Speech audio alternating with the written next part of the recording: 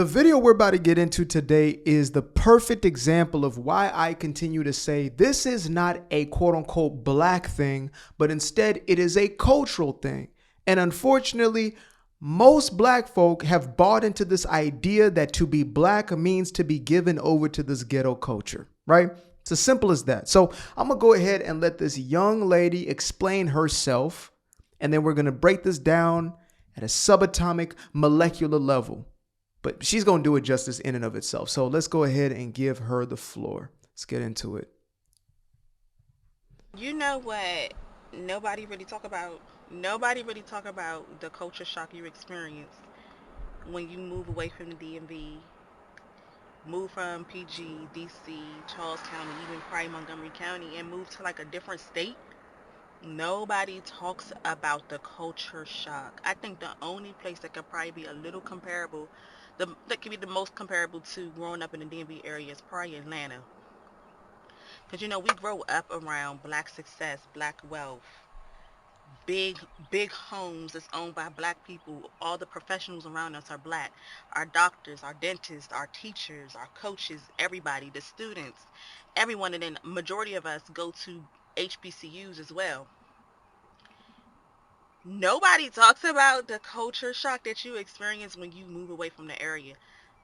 I moved to San Antonio, Texas after I finished basic training for the military.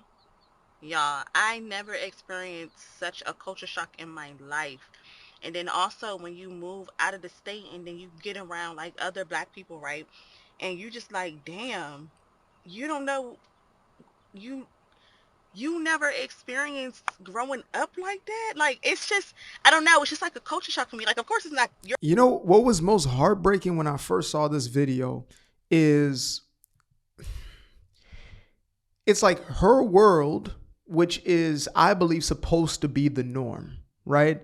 Like who's to say what is normal, what's not? But I believe, having a stable household, likely having more mothers and fathers in the house. Hopefully, that's my assumption. Folks who live in the DMV area, y'all can let me know if it's just as ghetto ratchet, etc., as everywhere else. I know places like Baltimore, Maryland, places like, the hoods in DC, etc., can be quite rough. But, when you get into, let's say, middle class suburbs, etc., that sort of lifestyle, right? Having a family that is doing quite well for themselves, owns a home of some sorts, owns some sort of property, mother, father, or maybe there was a divorce in the family as opposed to just baby mamas and baby daddies. Like that is supposed to be the norm, right? Like an old Chris Rock stand-up. He said, the difference between black people and ninjas is ninjas always want some credit for something they supposed to do. You understand me? It's like, I take care of my kids, motherfucker. You're supposed to. Like you want credit for paying your bills, for not going to jail, for taking care of your kids. You're supposed to. Basically. So it's like, she's trying to express how she's going into these new environments where other black folk are, and she's like, wait a minute, y'all don't wait, what, huh? What is, and it's interesting to hear that dynamic, especially probably from the quote unquote outside, and to think to yourself, oh, there's black folk thinking this. Yeah, there's black folk thinking the exact same way. That's why most black folk who make money, and I'm not talking about just athletes, I'm talking about the plumbers, I'm talking about the electricians, I'm talking about those who work for the garbage collection agency or waste agency. When they get some real money, the truckers, etc., they get some real money, they will move the hell up out of there. They get their corporate job. They move out of those neighborhoods as fast as they can because they don't want to be involved in what that culture produces. There are many who are born in it but are not of it. And they don't want to be in that nonsense either. So it's interesting here from this chick who is in the U.S. Army, explaining her experience. But I'm going to let her finish. Your fault, or their fault, or anything like that, but it's just like it's a shock. You know what I mean? Like I grew up in, black suburbia, big homes, huge homes around me, and I know that every single one of them homes are black owned, black businesses. My doctor's black, my dentist's black. And they try to pretend like this doesn't exist, right? Oh, well, they destroyed our community. They took this away. They did that. They did this. They did that. No, there's still thriving pockets because there's people who are still making better decisions for themselves. That's the difference. What decisions did you make? It's like out of Jim Crow. Some said, I'm ready to build. I'm ready to own. I'm ready to prioritize family. And others said, I'm going to rebel. The system screwed me, so I'm going to continue to protest for the rest of my life. Or essentially, I'm going to do nothing at all. I'm going to continue to blame and be a victim of the circumstances that I essentially came out of. That's a choice. Some people chose even right out of slavery and became successful. And no matter how much they were torn down, broken down, others attacked them, whatever it was, they still were resilient enough to focus on the mission ahead of them. But now in today's day and age, when it's easier than ever to become successful and wealthy for all people, for all able-bodied and able-minded people, it has never been easier. It's never been easier to be distracted, but it's also never been easier to become successful. But yet here we have the most complaining, the most victimhood mindset, people who are crying, woe is me, the white man, the system. Guess what? Sis over here, she's traveling the rest of the country thinking, what the hell is going on here? Which is the exact same thing we should all be thinking. We should be thinking, no, it's not supposed to be like this. Instead of you take those, folks in San Antonio that she saw, because I got family all up and down Texas. So I have those who live in majoritively black, neighborhoods. And it's the same thing she's explaining. It's private schools for the kids. It's the kids that take care of. They got the big wheel, big whatever it is, AMGs, and they can afford them. Business owners, this, that, and the third. Auntie owning this business, other auntie owning this business, right? These are my dad's sisters and brothers, etc., living in the South. That's the way that they're living. I just happen to grow up in the Bay Area. So, depending on where you are, it's like it's melting pots and all types of people are in there. All sorts of different people, but there's not a huge concentration of like black folk here, etc. Oakland ain't what Oakland used to be. Thankfully, honestly, you can feel however you want about that, but we would hope that a place becomes safer and more enriched. But anyway, this is so powerful. The way she's delivering it is just so earnest. Like, what's going on here? I've never seen that before. I never imagined a world that wasn't like that. And they'll call her bougie. They'll call her uppity, stuck up. Well, you don't know the struggle. You don't know the real. No, that's not supposed to be the real. The struggle's not supposed to be normalized. And unfortunately, you'll have black folk like myself, when we first moved here, when we first moved to the States, I was in a place where I wanted to fit into the culture because I knew that I would be ostracized and seen as an outsider, right? I wanted to fit into that quote unquote black culture. I wanted to fit into the norm as a means of survival. As opposed to being my quirky, weird, comedic, philosophic, goofy self, I turned into everything but that in order to be seen as part of the collective. And it was the worst thing that happened. I say the worst thing that can happen to you in high school, middle school, etc., is to actually become popular, to try and be popular and to become that. Because now you get an incentive. Now you get a reward for, essentially stepping outside of your authentic self.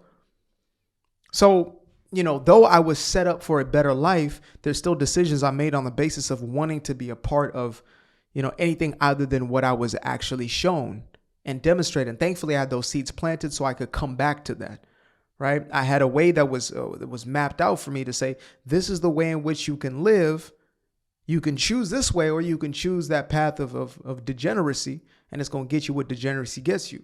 So when I heard this sister right here, I had to give her the spotlight because there was just an earnestness in the way that she delivered the message. I don't know what political stance, what views, what if she's into the race baiting type of stuff. It doesn't matter because the message she articulated is a necessary one. This ain't supposed to be the way it is. So let's see what we have in the comments here. I know there's going to be a host of black folks, so it's going to be interesting. To see a sample of these homes, check out the pinned post. Okay.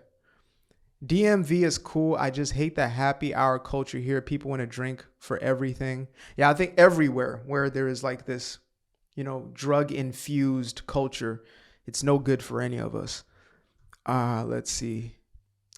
Understanding something, for example, why most action choice X will cause is not believing that a statement is true. Belief is an emotion and completely different from understanding something. Understanding, ironically, okay, brother, that's too much. We ain't got the time for that. What a privilege, Jelly. Yeah, what a privilege. It really is a privilege. Come on through, sis. That's funny. Lucky. So, yeah, I used to be embarrassed of having a pops in the house. Isn't that crazy as hell? While other people, that was their greatest and deepest trauma and will be throughout the rest of their lives, I was over here like, damn, I'm a lame. I have a dad in the house. Now with grown folks and honest folks, they'll be like, man, what? You got dad? But that's sad. The fact that that's not the norm. She moved to San Antonio. Mistake number 1. That's funny. All I know about San Antonio is what Charles Barkley said. He said, there's some big women over there in San Antonio. Some big women. Some churro goblin women. Charles. Okay. I was born and raised in the DMV and recently moved to Houston. This part of Texas has plenty of affluent black areas, people that I've seen. Yeah, I mean, I got folks down there in Texas. I was going to give away the exact place, but people be too nosy. They tend to be less stuck up too. Okay, beautiful thing. All right. I don't think a lot of black people in the South realize how much, such a small minority we really are. These people out west who have never seen a black person in real life. It's true. 13% is a very small number when you consider it in all. 1.3 out of 10 people. So yeah. Personally, I like San Antonio, but that's the worst place you should move to if you're not familiar with Texas and you're from the east or north. Interesting. Why is that? Somebody let me know in the comments. Why is San Antonio the worst place? What's up with that? Much love for the DMV. Feels great to be there. I grew up in rural America with a lot of black farmers and landowners. It's good there as well. I believe that. I tell people Atlanta and I guess DC aren't the norm. Once you get out, it's definitely culture shock. That's funny. I mean, yeah, I heard Atlanta is basically like what? They say Black Hollywood or something like that. As a DMV native, I've thought about this for years. I've always said I wouldn't mind moving to a different state, but giving up the luxury of having a lot of black people in a higher position is something that I'm scared to compromise. Atlanta did a very good job with marketing because actual numbers show they have the biggest income inequality in the country, but y'all swear wealthy black people live there. Texas has plenty of wealthy black people, and then she dropped a link over here. Okay, so again, my takeaway message is really this. You can choose to be a part of a culture that celebrates the best qualities of a human being, the highest aspirations of a human being, or the lowest. It's really that simple, right? But it's an independent individual choice. You can choose to be a part of a culture that celebrates destruction or one that celebrates progression. And I'm not meaning progression like this quote unquote progressivism of, the so-called democratic or left. I'm talking about real progress, innovation, growth, building. Simple as that. So appreciate y'all for tuning in. Till the next time. Peace. Appreciate you guys for tuning in. Now, if you'd like to stay around, make sure to click that little subscribe button down there, or you can show some love by going to the description below and clicking on the button titled Buy Me a Coffee. Leave a little something there, or click on the Cash App. Leave a little something here. Till the next time, peace. I fell in love with the sunshine. I fell in love with the light. I fell in love with the full moon. I fell in love with the night. I can see the light again. I can see the light. You can see the life in him illuminate the night. I know the time is taking. A 3-6-5, that's a full rotation. I see you looking up, you know them constellations. Constantly gazing like house of praises, you get to praising.